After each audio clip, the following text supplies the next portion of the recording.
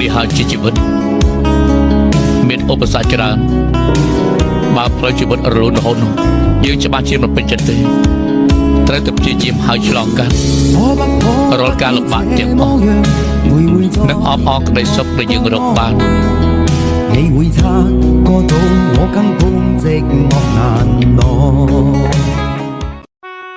ឲ្យតែយើងតស៊ូគង់ទៅរកទេរស់ដែលពឹងលើកម្លាំងខ្លួនឯងរឿងអីត្រូវខ្លាចគេមើលងាយមានរឿងអីដែលគួរឲ្យពិបាកចិត្តទេ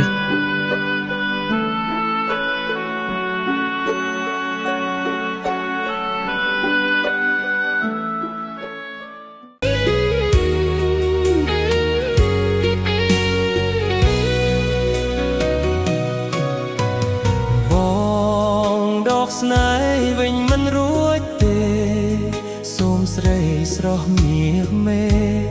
អូនដកស្នេហ៍ពីបងវិញចង់បងក្រត្រប់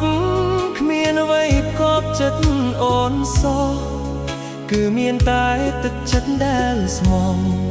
តែរូបប្រគ្មានទ្រពក្រក្រៃ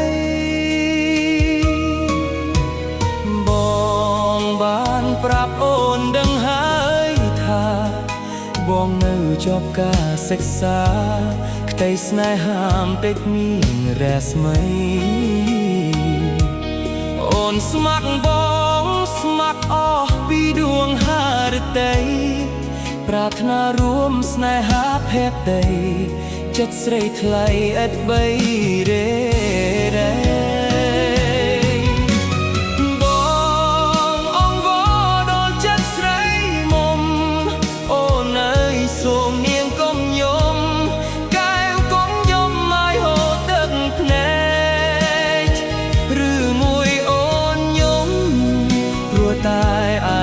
បងពេ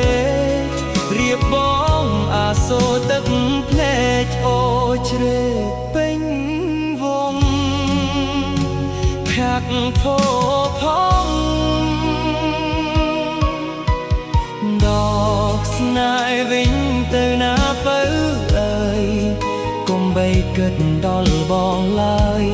ក្រែងគេក្រោយចិត្តគេស្មោះត្រង់បងយល់ហើយគ្មានឡើយឲ្យស្នេហ៍បាត់បង់